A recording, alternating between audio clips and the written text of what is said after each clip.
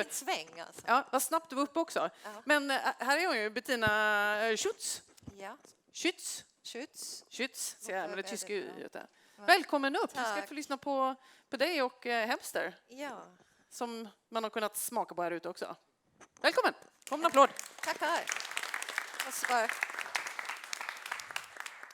Kan du bara förklara vad jag ser? Jag vet det. Det är den här, ja. So, okay. So yeah, hello. I'm going to take this in English because that's kind of the language we use in our language, and I'm German and Paul is from England. So, and we speak Swedish, but it kind of is closest to our hearts, and that's why I'm doing this in English here. So, welcome to Heads Up on Hempster. I'm Bettina. And what does Hempster do? Well, we call ourselves a superlative circular dairy-free alternative because of our main ingredient that we use in our products, which is hemp, and which we believe will play a vital role in climate adaptation.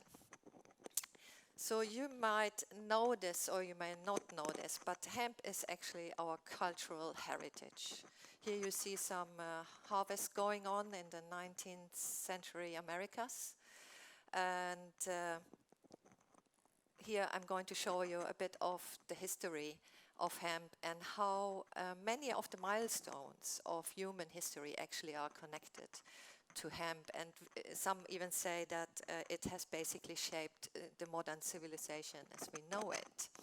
And if we look at those quickly, we see that the discovery of paper,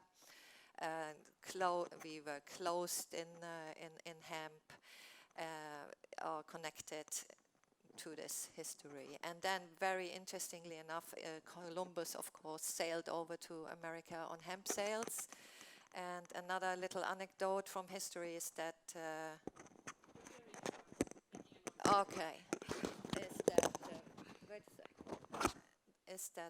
Henry Ford, already in the early 40s, presented a car that was built on hemp, basically. Also, it had a biocomposite that contained hemp and also a fuel that contained hemp.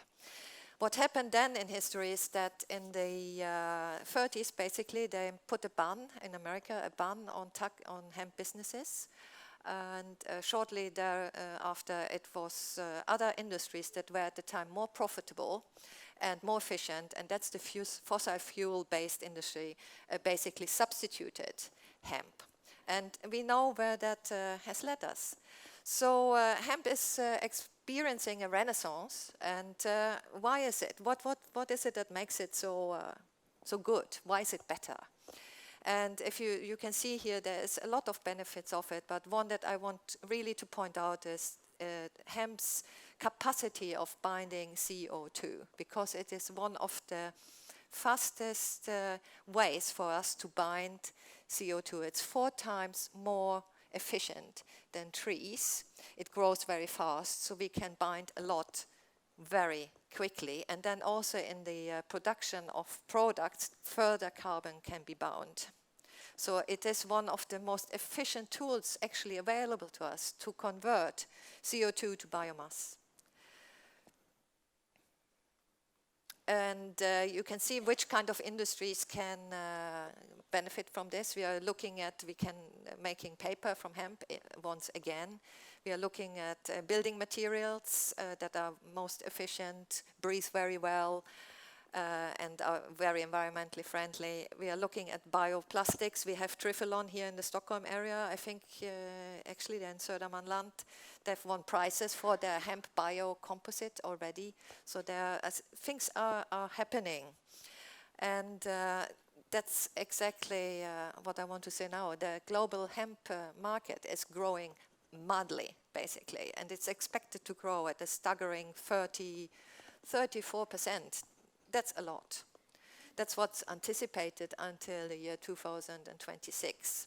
And this is fueled, of course, by all this growing demand in applications and these developments, and also technological and innovative developments to build up these new industries. And also, of course, the deregulation of the crop itself, because it has been heavily regulated, and the states actually deregulated in 2018, and in 1 year they have grown 200,000 acres of hemp and are now world leader and surpassed China, that has been world leader in hemp all those years that we kind of have been looking at this. So big things are happening.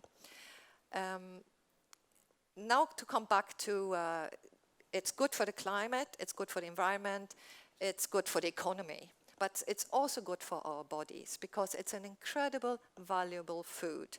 It is exceptionally rich in polyunsaturated fatty acids, also omega acids, especially omega 3, 6, and 9. It contains a complete, easy digestible and high quality protein. 20% of the seed is protein, 80% is these fantastic fats.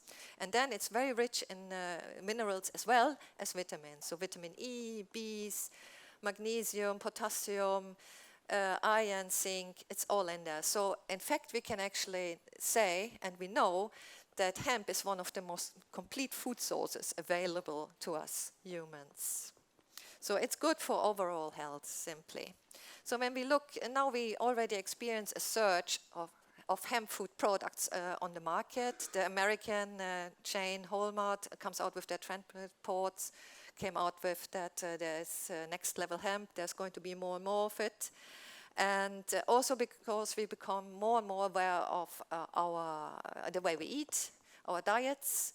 So all this leads to a kind of greater demand for hemp-based food products. And there's more and more coming on the market, but also partly due to CBD oil, which I can't now mention because I have such a short time, but a lot of CBD is being used in new innovative food products and beverages worldwide. Okay, so now I just run you quickly through some of the food products that we are actually talking about here. So here we see the staples, which is the seeds, the whole seeds, the shelled seeds, and the fantastic oil, and the protein powder. So that's what we call staples, and they found their ways into the supermarkets. They're basically available nowadays everywhere. They're mainstream, or on their way to become mainstream. And what I really like is here, these guys here from Mossagården, they have done this a very long time. They are kind of pioneers when it comes to hemp in Sweden. And nice here also that it's actually Swedish products, because otherwise it's actually happening mostly elsewhere. Because Sweden is not kind of leading in this whole hemp part. It's growing incredibly in the States and Australia and Germany, but Sweden is kind of lagging a little bit behind. So we have very innovative products, like here Australian burgers, and here these hemp sticks from Germany. They won a Taste Innovation Award this year on the Anuga, which is the biggest food fair in, I don't know, Europe maybe. But anyway, and or Chilchok here that takes actually hemp leaves and mixes them with cacao powder and calls it a chill kind of drink, and tofus and etc. And then we have a beverage area where you get a lot of CBD drinks, but also maybe cold-pressed hemp leaves as an elixir, here Lumen from the States, or you get kombucha, and Boom Boom is actually a liquor, like a Baileys made from hemp milk, which is also incredibly interesting.